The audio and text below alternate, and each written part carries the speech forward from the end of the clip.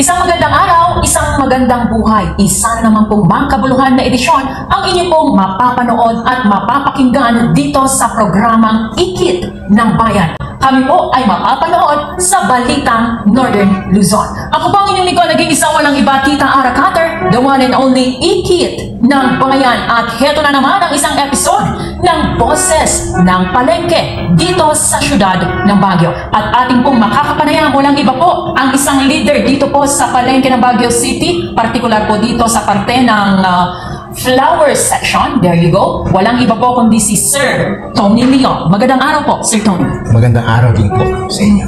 Magandang araw po, Sir. So, kamusta naman ho ang inyong negosyo, Sir? Maganda naman po ang takbo ng negosyo ngayon. Kahit na hindi gaano malakas, pero okay din naman ang takbo. Oo, nakakahon kahit papano. Okay naman. Nakakasabay sa takbo ng panahon. Yes, okay din. Kahit na anong mangyari po, laban lang tayo, ganun po. Oh, syempre, kailangan yan. Okay, so magbabagong taon. Meron po ba tayong inaasahan na pagbabago sa syudad ng Baguio, partikular po dito sa Palengke? Sa amin dito, sa inaasahan na pagbabago dito, hindi pa natin malaman hanggat meron silang sabihin na magandang desisyon. Yan po. At dahil dyan ay madako po tayo sa ating mga katanungan. Okay lang po ba? Okay lang po. Handa na po tayo? Oh, yes. Okay. Ito po ang aming yes or no dito po sa ating programang Ikit ng Bayan. Maaari po kayong sumagot ng yes or no, maybe at bakit. Oh. Kailangan syempre, bawat sagot ay mayroong dahilan kung bakit iyon po ang iyong kagustuhan. Kaya naman, ito po ang aming unang katanungan sa inyo, Sir Tony Leong. Naniniwala po ba kayo na tapos na ang usapin tungkol po sa palengke at isang mall di umano ang magdi-develop ng ating city public market dito sa lungsod ng Baguio? Yes mo, kasi ayon sa mga kasamahan namin sa Bumarba, tapos na ang pirmahan nila Mayor at ang SM dito sa Baguio. Yun po. So yun ang dahilan kung bakit naniniwala po kayo na parang endgame na. Yun po ang alam namin dito. Okay. So, yun po ang inyong paniniwala. Yes, no? po. Okay. Alright, number 2 po. May pag-asa po kaya na ang Baguio vendors ang maaaring mag-develop ng ating city public market? May pag-asa? Yes or no? At bakit? Yes po. May pag-asa po ito. Pagka yung mga kasama namin, may pupusto nila ang lumaban at kontrahin ang pag-develop ng SM dito sa Baguio City Market. So, naniniwala po rin po ba kayo na maaari pong may laban tayo sa Swiss Challenge? Yes or no? At bakit? Yes po, kasi siyempre malalaman natin ang tunay na dahilan at tunay na pangyayari sa mga usap-usapin at malalaman natin lahat ngayon sa Swiss Challenge. Okay. So, naniniwala rin po ba kayo, Sir Tony Leong, na kayo na isang mayaman na negosyante ang magdi-develop ng public market, maaring magiging mas mabilis daw di umano at maayos ang pagdi-develop nito kung sakali? Yes or no? At bakit? Yes po, kung may mayaman na magde-develop dito, siyempre meron silang kakayahan na mag-develop at magiging mabilis ang pag-develop dito sa market. Dahil kumpleto sila, dahil mayaman nga sila, kaya nilang i-develop kaagad ang Baguio City Market. Ngunit, ang sagot niyo po kanina ay naniniwala din po kayo na kaya nyo na pumasok sa Swiss Challenge at kayo po na tiga public market, Baguio vendors, ang mag-develop ng palengke. Yes or no? At bakit? Yes po, kasi ang kasama naman namin dito ay 6 na cooperatives. Oh, okay. And yung mga kasama namin dito sa market na lahat ng mga vendors, nagkakaisa naman kami lahat dito eh. At syempre gusto namin ang development and kami ang mag-develop, hindi ibang entities dito sa ibang pumapasok dito sa Baguio. So, Sir Tony Leong, siguro po, punta na tayo sa next question, ano? At ang ating pang-5 question, naniniwala po ba kayo na may good governance ang Baguio City kung ang pinag-uusapan po natin ay transparency? Dito po sa mga negosasyon ng ating LGU sa mga project nila, lalong-lalo na sa development dito sa lungsod ng Baguio, particular po sa City Public Market. Yes or no? At bakit? Yung question na yan, mahirap sagutin. Pero ang sa akin, parang walang transparency ang mga pinag-uusapan nila sa market at yung sa SM. Bakit po?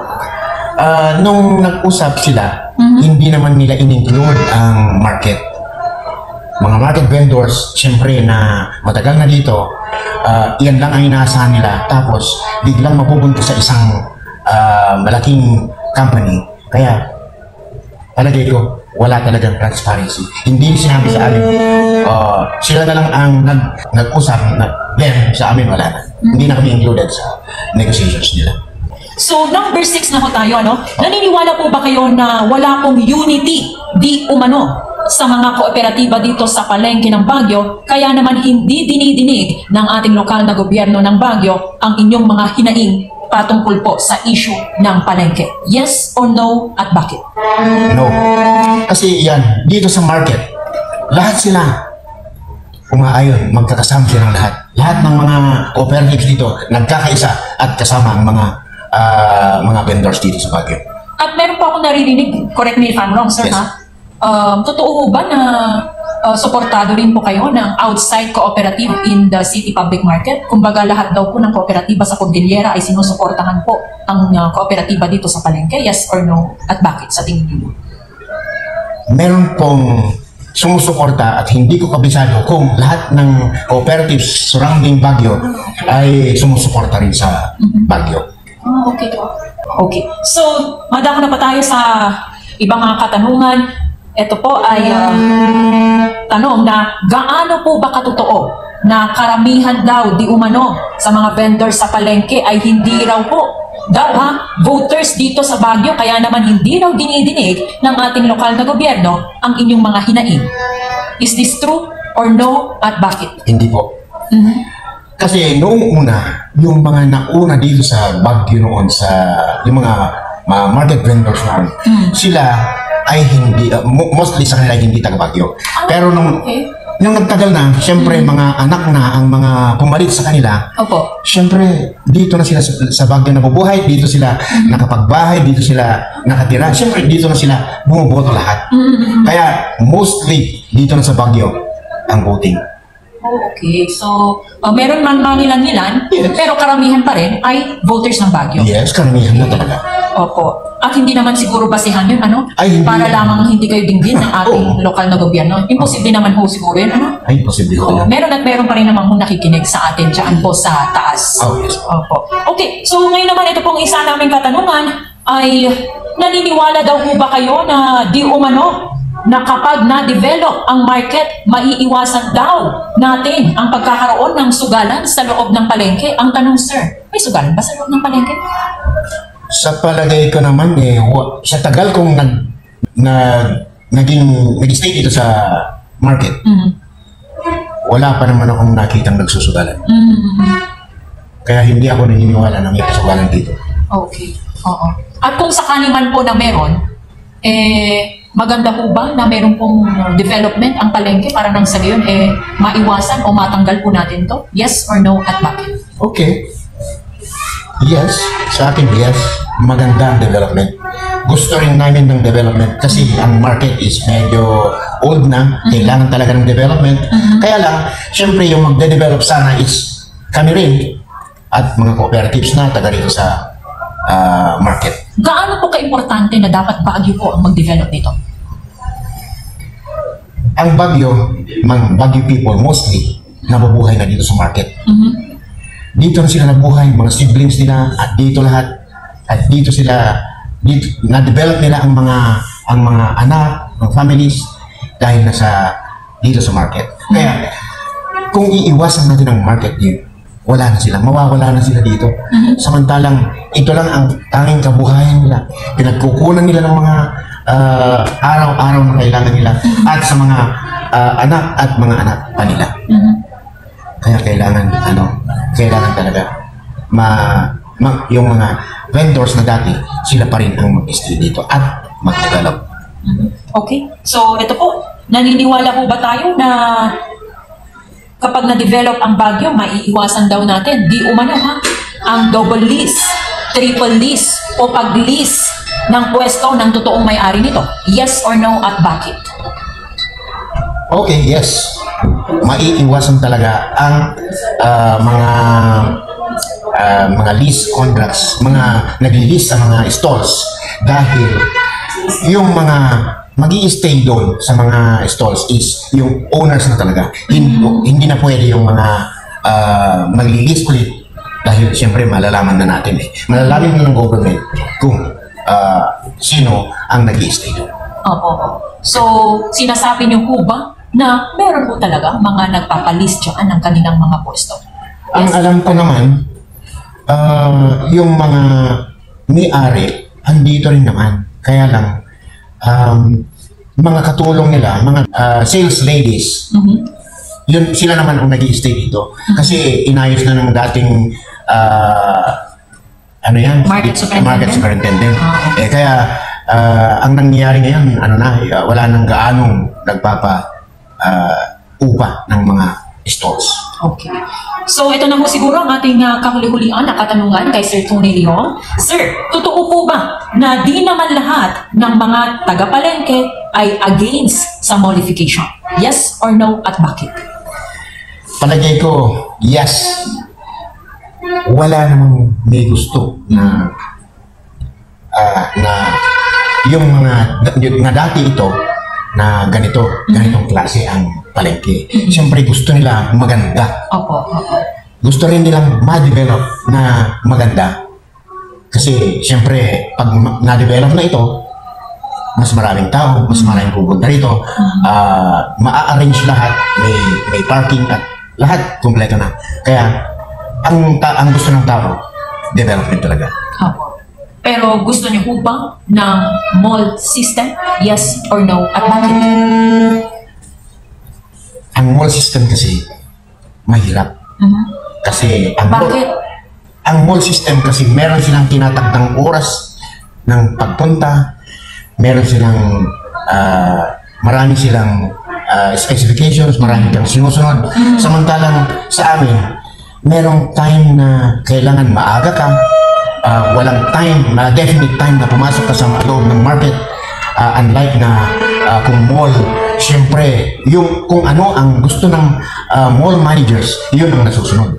Samantalang dito sa market, very free ka na pumasok sa market anytime na kailangan mo at kailangan ng business mo. Yun. At dahil dyan ay patuloy pa rin po ang ating katanungan, maghanda lamang po kayo dahil magbabalik po ang ikit ng bayan. Kami po ay ang Balitang Northern Luzon. Nagbabalik po ang programang Ikit ng Bayan. Dito lamang po yan sa Balitang Northern Luzon. Tuloy po natin ang ating pinag-uusapan. Kasama pa rin naman po natin, narito sa ating tabi, si Ma'am Sheila. Ma'am Sheila, ito po ang aming karugtong na katanungan para po sa palengke ng Baguio City. Mollification system. Pero, nasabi po sa amin ng mga ilang konsehal dito po sa syudad ng Baguio na iba naman po ang magmamanage dito po sa mall at iba rin po ang magmamanage dito naman po sa palengke ng Baguio. At ang magmamanage pa rin po ng palengke ng Baguio ay ang lungsod ng Baguio mismo. So, paano po yun? Since nag-start ang opening ng pandemic, ma'am, we had been having meetings on about those development, and they had been showing us like mga plano-plano. Opo. So it was very good. And the meeting was, mangyayari doon, market talaga kasi ang store na pwedeng i-develop doon is 4,000, something 4,000. Ngayon sabi namin, okay pag gano'n ang usapan kasi pinausap kami ng Sibaw, ng mga ng government. Okay na kami doon. After that, then sabi nila, we will be ongoing with the development, pero ayusin muna natin ang talking and the sizes. Kung agree kayo, lahat yan pinamiting, ma'am. Okay. So, okay naman kami sa binigay ng mga specification and everything. Pero nung as the time goes by, na nagiging clear na ang mga pandemic, bakit, ma'am, yung usapan is, it became different na. What do you mean? Not different? Sisingit na si SM. That was, the meeting was, SM would develop and he would give it to the market. But when it came to yung dumanang araw, nandun na yun na, bakit gano'n na they would have a portion? Oh, okay. Ang akala nyo, sila lang yung magde-develop? Yeah, because that's the agreement Opo. during all the meetings that they would just develop because they love Baguio and they would give us a development. Parang because they love Baguio, they would develop the market para gumanda. Ngayon, when the meeting went on, every now and then naman hindi na kami included with the meetings. We have our heads na sila nang nakikimeeting. Ganun ang lumalabas na news na they would have a portion on the market. So, yung plinano nilang sizes and everything would close the 4,000 stalls of mga certified store owners of the market. So, if they would be going with us, where will they place us? Sabi nila sa slaughter daw. Is that okay with you? It's not good for us to be Why? staying with slaughter because that place was not really developed for yung bang transaction dito, hindi siya good for sa slaughter because slaughters is a different place sa different business. And I get it. we cannot stay in slaughter that small space. 4,000, ma'am. Exactly, yes. Yeah. See, kaya iniisip namin nun, ma'am. Paano pa kami kung sa slaughter kami tatapon? This is, di ba, in every occasion of Baguio, every year, dito talaga ang palengke na binibisita ng mga sabihin mang mabaho, sabihin mang magulo. But they always come to the place, Why do you to the think market. that people still consider Baguio as one of their tourist destination? They have their own purpose, but it is really good still. Even though this is the place na nakikita mo some place are ugly, but they really love this place. in Why do you Baguio. think so? Because it is very friendly and we are welcoming them. Hindi naman natin i-base sa building yung ugali ng taong nakatira sa market natin. Market is, yung mga tao dyan is mapagmahal. Because as we say, as my Mr. President said, dito pinalaki ng mga magulang ang mga anak nila. So the love of a mother is still in the market. That's why we are imparting them to our customers. Isn't it? Because we have that love. Kaya yun talaga, ang gusto namin ma-develop, pero not to the extent that they will make it a mall. And Igorots, as we all know, hindi sila pag, mall dahi taya, kababain, nakachinilas, nakakasuyak lang, di ba? They really want something na relax sila. Gawin na At natin ease kung sila. simple things only. Ma'am, what's your request to those who are concerned? Especially our LGU. When kasi we are requesting sana naman na parang yung, kasi talagang katigasan ng ulo is andon. Pag naman yung sa amin, kung may parang mga request sana kami na mga bagay na para rin naman sa market. Pwede, kung pwede naman, sabihin naman na, kung sakali yung sabi ng walang pera, okay, we will give you the 50%, then you shoulder the 50%, parang okay yon. Pero yung totally naman na iaano sa amin, parang nabibigatan na rin kami, ma'am. Lalo na nitong after the pandemic. Nararamdaman na natin ang kahirapan. But we need to survive. Lalo na kami, may mga bata pa. May mga nag-aaral. So, we really stick to the market because yun na ang naging ano namin, bread and butter. Diba? Pero as sa sitwasyon namin ngayon, we really need the market. But any development man na ibigay nila, we want it. Pero dapat naman huwag yung parang bigla. Mall would be very, very big for us. We cannot go with the flow ng mall. Kasi mga ano lang nga, cart sa mall. Okay. Magkano ka doon? Tapos hindi ka lang nakabayad ng 1 month. Siyempre, normal na yun sa market na meron talaga yung time na hindi kami nakaka-provide monthly. Yung talagang kailangan namin. BIR na medyo nagbibitin kami. Business permit, may mga nag-PPA kasi talagang hindi And they give you leeway. On the business permit meron. Pero sa BIR, wala naman. Alam naman So, natin. are you trying to say na baka kapag sila na, iba na, ang mag-develop nito, may hirapan na kayo? Yes, ma'am. Siguro sa una, wow, happy-happy pa, pero 1 month, 2 month, wala na yan, ma'am. We would really suffer. Ito nga lang nga, sabi ko, yung gantong buhay namin dito ngayon, we are really trying to tie ends, parang tatlo ma-meet needs me for our mga business permit, BIR and everything. Pero na yung personal naman namin, siyempre kailangan din namin. Yes, of course. Kaya yun ang inaano namin. Kung pwede nga, pag nakarinig kami ng mga pautang ng gobyerno, habulin mo. Pipila talaga kami. Kasi that's how we need money. Mga Bombay, kung mapatol na rin kami because they can give us how much na kailangan namin. Kasi Immediately pa yun, kumakapit na talaga kami sa patalim because life must go on eh. Buhay tayo. Kung patay na sana tayo, di huwag ka nang mag-survive, pero buhay tayo and we have children. Doon ko inanin yung mga bata sana. You have a child? Yes, I have 3 children. And they're still studying. What is your wish and dream for them? Yung makapag-ano naman sila, makapag-aral, then yung makahanap ng trabaho na huwag nang sumunod sa akin dito. Kasi talagang mahirap. Siguro, pag mga ano naman, mag-ambisyon silang mag-abroad, okay lang. Mga outside works, okay na ako dun, ma'am. As long as I can see them na they can survive on their own. Why not? Pero syempre, we should never forget that whatever achievement our child will have in the future, Came here. it came here atas ng palengke. Kasi ako, ma'am, atas ako ng palengke. At laking palengke. Yung hindi ko naharap ni mama, Muskulin lang adi trupa, tag-survive tato.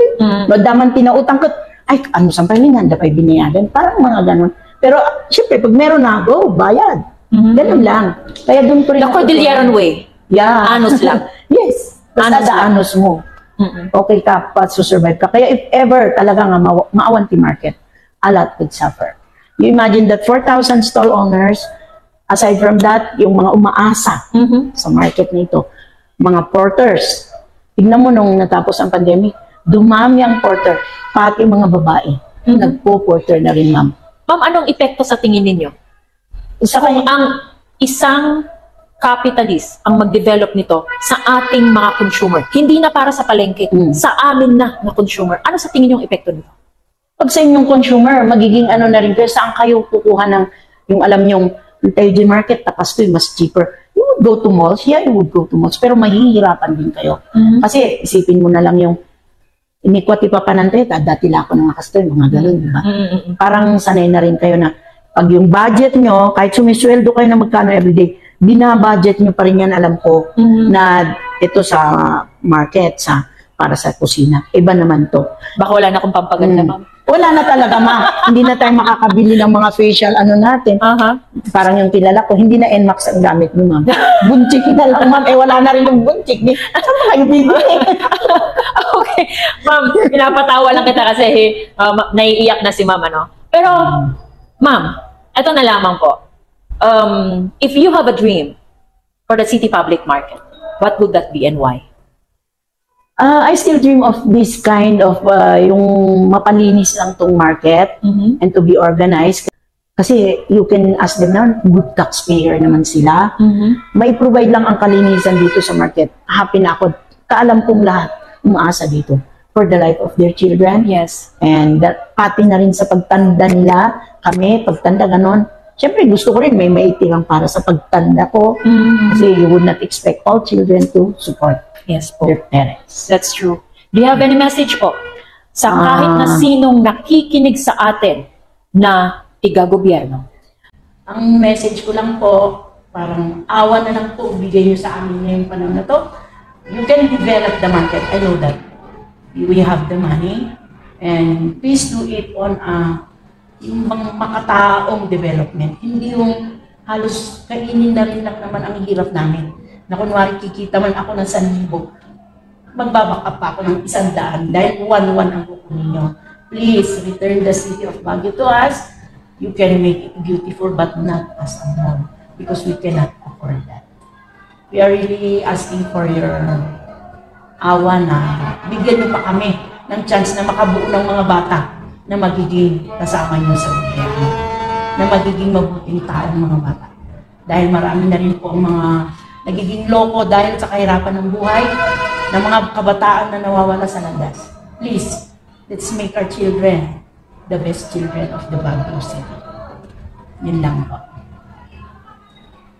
Saan ka man makarating, John Heyman or kwa, but the market is still the heart. Siya ang tumitibok para ipakita kung sino ang Baguio sa mga dayuhan, mga bisita. It is the heart of Baguio City. It's the city market. What's your message for the city of Baguio?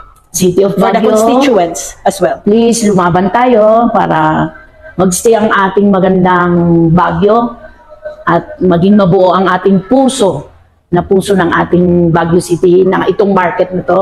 Sana ho tumibok lahat ang puso ng mga nandito sa market. Labanan po natin kung ano man po ang mga lumalabas for development. Sana ho hilingin natin sa kanila na kung ano lang po ang kaya natin, yun lang po ang ibigay sa atin. Dahil marami po ang umaasa sa market na to, dahil ito po ang talagang buhay ng Baguio City. Hindi lang po kami ng mga stall owners, but a lot of people is depending on this market. And we still love Baguio. Dito ako lumaki, dito na sana rin ako mamamatay. Baguio. At dahil dyan, kami po'y nagpapasalamat sa lahat po ng mga nakikinig at nanonood ngayong araw na ito. Hari naman meron po kayong natutunan na maaari niyo pong i-apply sa inyong sarili at maaari din po na i-share niyo po sa inyong mga kakilala. Ako po ang inyong lingkod, nag-iisang walang iba, Tita Ara Cutter, the one and only ikit ng bayan. At lagi niyo po sanang tatandaan, di pa nagkay-kaysa, mangiwanwan, itinaranyag nga pagsayaatan. Dito lamang po yan sa Balitang Northern Luzon. Mabuhay po tayong lahat. Thank you, ma'am. You're welcome.